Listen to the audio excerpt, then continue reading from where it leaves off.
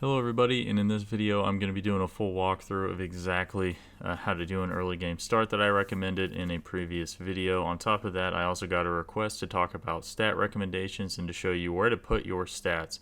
So I'm actually going to be doing the Sword of Night and Flame in this video, which is going to have the hardest stat requirements out of any of the weapons because you need 24 strength and 24 int, and I'm going to show you how to go about reaching those stat levels. Now here, just go ahead, die. And then I'm also doing a full walkthrough so you guys can see every movement I make. And you'll see that I can get 90k souls in the first, I think it was roughly right around the 25-minute mark is when I hit. I have this going at double speed just to make it move a little bit faster. Just, because there's going to be a lot of walk time in this. But yeah, just to show you guys exactly what I'm doing. And again, it's specifically just because I had somebody make a request. All right. So first thing we're going to do is we are going to get out of here. We're going to go talk to Whiteface Vare. Now, something I did kind of mess up on that I should have just done here right out the gate is I could have just went left and gotten the gold foul foot, but it's all good. So now, since we don't have a mount, we're going to run straight to the Church of Ella. We want to make sure that we get the grace here because we're going to be coming back here very shortly. Also, I chose Confessor because it had the best mix of stats overall. But I'm thinking I might re-look at the stat classes when it comes to which one to start, specifically for the Sword of Night and Flame, because I am noticing it's very hard to have the mana to summon the really good Spirit Ashes after the even after you get the 90,000 souls. You still need to have like another 5 or 7 points into Mind.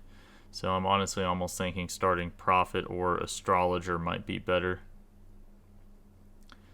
Just because they start with higher Mind stats. Because you really don't need like strength or anything for this build, and I think that's part of the issue is I have a bunch of wasted points in strength when you start Confessor. Alright. It's okay though, but yeah, so now we're going right back to the Church of Ella. We're talking to Ranny. We're getting the Wolf Ashes, right? This is like the first thing I believe I recommend to do in the video, and this is exactly how you do it. So, and you guys aren't going to see me attack a single thing, like I guess with the exception of the dragons. So now we're going back to Gatefront because we need to get the flail. So one thing that is good though about the Confessor is that it starts with like 12 decks. So you can just put a point into Dex, and then that will, and then after you use Radagon's Soar Seal, that'll give you the points you need for to be able to wield it, because you need like 18 Dex or something like that. And another option too is you can, if you started like Bandit or something like that, you can just go Reduvia, which is really my recommendation if you start Bandit, because Bandit starts with like I believe a dagger as well, or a great knife that also has bleed.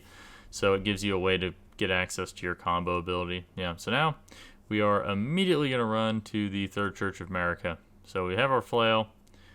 We have, we have everything we need. We have the Wolf Spirit Ashes. So now we're just going to go run to the Third Church of America. And you don't even have to go get the Wolf Ashes or waste any time doing that if you don't want to. And then watch out when it's nighttime. I almost got riggedy wrecked by this Knight's Cavalry boss here.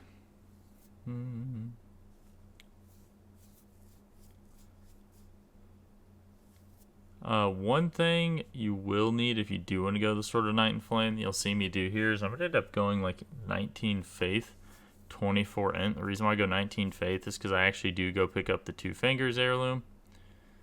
But there also is another alternative farming spot that I'm going to show you guys in this video, as we're going to run right by it. If you do need to pick up some extra levels for any reason, or if if you're feeling a little short for some reason, there actually is some good options. You do need to make sure that you have a solid weapon though to do it, because the issue is that while they do drop a lot of souls, they can kill you somewhat easily. So you want to be able to stagger them. So, and that spot's going to be right here, right out in front of the Beast Sanctum here. So I'm going to open up the Beast Sanctum. I'm going to grab this Side of Grace just to have it. Then I'm going to turn around, and I am going to run past here. Now, there's a bunch of little guys that are around here, right? And there's these little like black dudes that run around here, and you want to make sure that you kill them. Yeah, like right there, there's one. They'll give you about 1,000 souls apiece, but they can very much easily kill you. So like the way you kill them is you need to just need to like jump attack them, right? Because they have very low poise, and if you just jump attack them to death, they won't get the chance to hit you. So specifically strength builds, it's pretty good. If you have Reduvia and the 2 daggers, if you just spam the special to keep hitting them, you should be able to kind of stagger stunlock them to killing them. But you have to be careful because they cast this Stone of Garank spell that will just absolutely wreck your face. Yeah, so you can just run by the dragon, and then we're going to wrap right around. And we are going to jump up here. And I'm going to give you guys more stat recommendations. I'm just going to show you guys how to do this real fast, just so you guys can see the full walkthrough. So I don't think I've attacked anything yet. So now, here we are at Fort Faroth. Now, I am going to have to go to the round table hold here real fast, just because once you hit like 2 or 3 graces, or like a grace outside Limgrave or something like that, I don't know exactly what triggers this, but I just know that like after you hit a couple graces, she comes to you saying that her worries were unfounded. So yeah. Now I'm going back to Gatefront. What am I going to Gatefront for? Why did I go back to Gatefront? Let's see here. I honestly could not tell you. It must be for a reason, though. Which is kind of funny, is looking back at this, it's like, if you're just doing the dragon trick, all you have to do is go get Radagon Source Seal, and then just go hit the dragon. So I could have done this even faster, but I think I had some other stuff in mind, too. And keep in mind, there's a Stone Sword key right there. That's actually going to be very important. If you're doing a Faith build, the reason why it's important is because if you followed any of my walkthroughs on how to get to Godric specifically, there's actually a spot where you can jump down and get a Godskin prayer book and get, oh, this is why. Okay. This right here is why. I take it back now, I know. Yeah, so we're going here to this graveyard, and the reason why is because it'll give you enough souls to get a level. And the reason you need to do that on the Confessor is because it starts at 12 dex. So you go over here, you pick up these runes, and then you get a free level out of it. I think you should only have to even consume like 1 of them. And then you'll be at 13 dex, and then you go get the Source Seal, and then you'll be able to do the dragon trick, right? So I'm trying to like minimize any fighting before you get these souls, just to really like kind of drive home like how you can get a bunch of souls pretty quick. So now we got to get Radagon's Source Seal. This is again to help minimize anything. Okay. We go up the ladder. Also, there's a half of the Dectus medallion here, so you're going to want to pick that up for later. It's just in this chest up top here, so make sure you pick that up. Yeah, the Dectus medallion is the one that'll help you unlock the lift to go to Altus Plateau. I think the other part of it might be in Fort Height. I'm trying to remember because I know there's 2 different medallions. Alright, here, and then watch out for that rat. And then boom, there is your Source Seal. Now I just let the rat kill you, honestly. Like there's no reason to try to like fight your way out of it. Just let the rat kill you. Alright, now we have Radagon Source Seal. And we should just need to level up 1 time. Put a single point in dex. Yeah, but you can see how the mind is 13. That's something I think I also mess up here.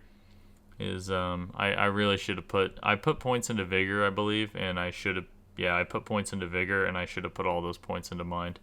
So if you do this, if you're following this and you're trying to do the Sword Knight and Flame build, that is going to be one downside of this build, is that you're going to need to put points into mind. So you're going to be a little bit squishy, but at the same time, you'll also be at much longer range because you have a lot of options for range, even with the Sword of Night and Flame and stuff like that. So we go talk to him. Now we're going to go get the Gold Foulfoot. This is something I also should have done just right off the beginning. So this is going to give us 30% extra souls. I believe it lasts for 3 minutes. I think I got it confused in the video, though. I saw someone leave a comment saying I said 30 seconds, and I'm just like, oh my god, I'm smoking crack.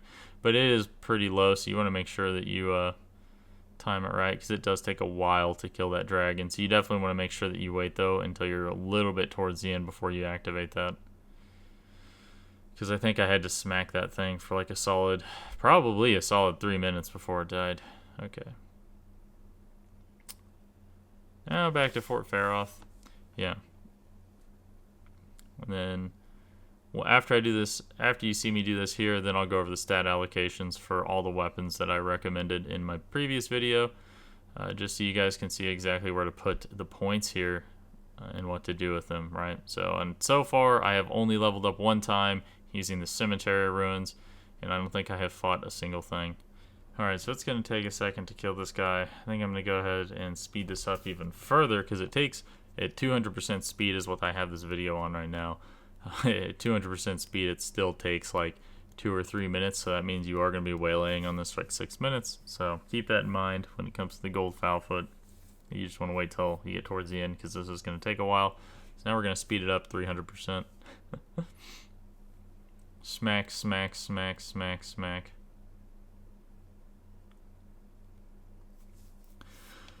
But yeah, keep in mind, again, biggest thing when it comes to leveling up is to watch your mind stat. As long as you have the minimum requirement to wield your weapon, you should be fine, because most of the weapons I recommend are just strong enough to where all that really matters is you're able to use them at all. But if you want to have a good spirit summon like Lutel, you got to make sure you have a good, like, enough points into mind to be able to summon it. All right. So should almost be done here.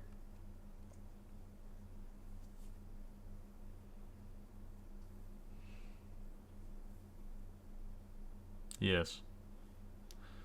Honestly, true. No skill.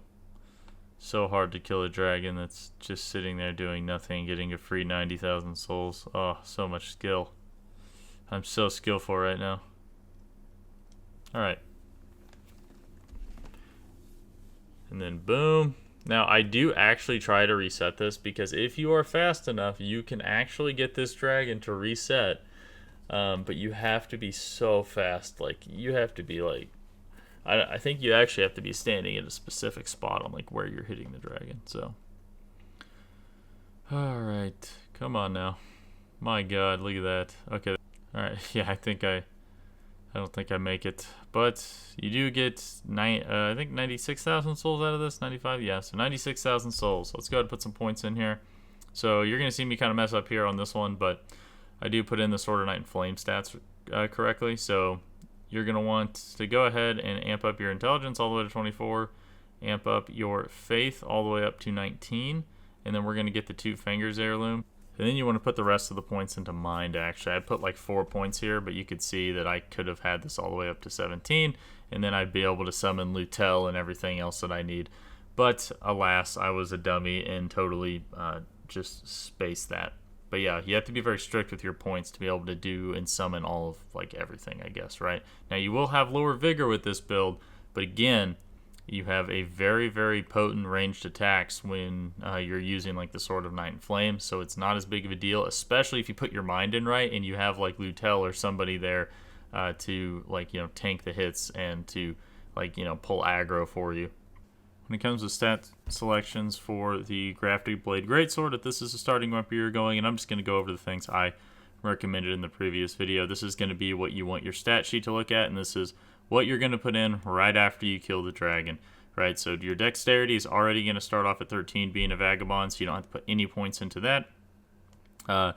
You're not going to need to put any points into mind, because with the Grafted Blade Greatsword, all you need to do to do your summon is activate the special ability. It's going to give you a +5 to all your stats, so then you can just summon this fine, and then just make sure that before you swap off of the Grafted Blade Greatsword in the future, that you put 4 more points into mind to make sure you can summon Lutel. We're just going to put some points into Vigor. We don't really care a whole lot about Faith yet. Don't really care a whole lot about Intelligence yet. Don't really care about Arcane. So right now the stat sheet will do us just fine if we're going the Grafted Blade Greatsword. Next up we have the Bandit class with Reduvia. So the cool thing about this class is, again, we're not going to have to level up Dexterity or Arcane. We'll be able to wield this right off the get-go. Plus we're going to have a great knife that is going to allow us to use our weapon special attack super early on. So the main thing that we want to make sure we do here is we want to put 4 points into mind, make sure we get up to that 17 mind so we can summon Lutel. We want to put points into vigor, a little bit into endurance, and then we can amp up dexterity and then arcane a little bit to make sure that we can proc bleed even faster. But this should be good for if you're going the Reduvia setup after you do the dragon trick.